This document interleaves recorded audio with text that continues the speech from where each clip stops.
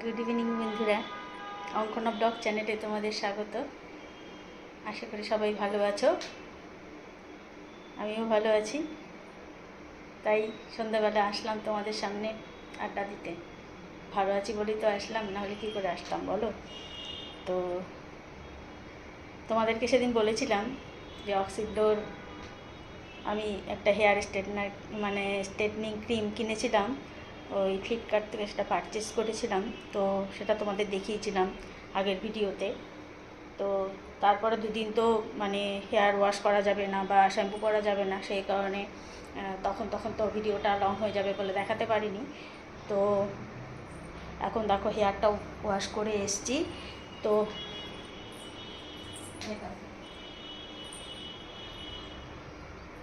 তো তোমাদের বলেছিলাম যে ওয়াশ করার পরে স্টেট কেমন হয় সেটা দেখাবো, তো সেই কারণে এসছি। তো এটা হেয়ারটা ওয়াশ করার পরে তোমরা একটা সিরাম ইউজ করতে পারো। এটা স্ট্রিক্সের একটা হেয়ার সিরাম। তো তোমরা অন্য কোম্পানিও ইউজ করতে পারো, স্ট্রিক্স আছে, ম্যাট্রিক্স আছে, এই দুটোই ভালো বেশ। তো আমি স্ট্রিক্সটাই ইউজ করি।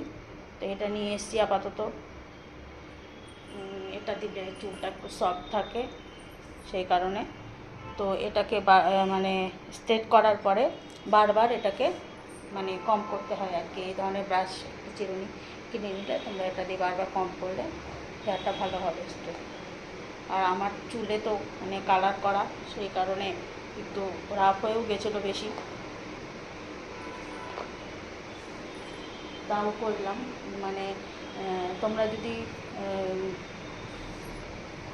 পার্লারের 9-10 হাজার টাকার স্ট্রেটনিং হেয়ারের মতন তার সঙ্গে তুলনা করো, সেরকম হয়তো অবশ্য ভালো হবে না। তো মোটামুটি কাজ চলে যায়, তোমরা দেখতেই পাচ্ছ। তো খুব একটা খারাপ হয় না, মোটামুটি কাজ চলে যায়। যারা পার্লার যেতে চাও না, নিজে ঘরে করতে চাও, তো তারা এইটা ইউজ করতে পারো, অক্সিগ্লো হেয়ার স্ট্রেটনিং ক্রিমটা। তো তোমাদের দেখাবো বলে আজ স্ট্রেট করার পরে তোমরা রেজাল্টটা না দেখলে ঠিক বুঝতে পারবে না, সেই কারণে আমি তোমাদেরকে দেখাতে এলাম। তো যাই হোক, কেমন হয়েছে তো তোমরা আমাকে কমেন্টে জানিও। তোমরা চাইলে এটা করতে পারো। আর এরকম একটা ব্রাশ কিনলে ভালো হয়। এই ব্রাশ দিয়ে স্ট্রেট করার পরে ব্রাশ দিয়ে এমনি কম বেড থেকে এই ব্রাশটা ইউজ করলে বেশি ভালো হয় আর কি।